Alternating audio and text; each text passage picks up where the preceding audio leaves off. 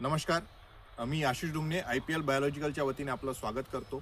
आणि मी आज मका पिकामध्ये आहो. मका पिकामध्ये इथे आपला शत्रू जो आहे ते म्हणजे पाणी खाणारी अळी. बघा इथे आपल्याला प्रादुर्भाव दिसतो. ही जे अळी आहेत यांनी हे किती पानं खराब केले, 1 2 3 4.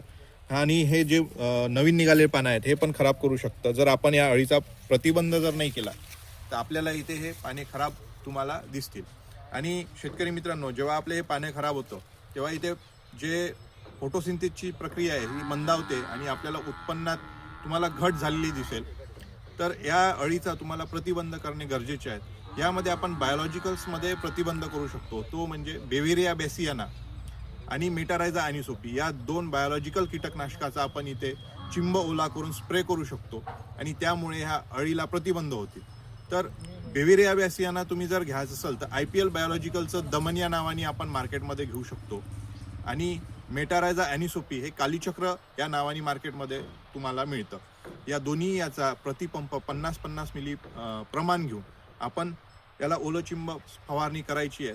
तुम्ही 1 वेळा किंवा 2 वेळा अशी फवारणी करून या अळीचा बंदोबस्त करू शकता आणि आपले उत्पन्न वाढवू शकता.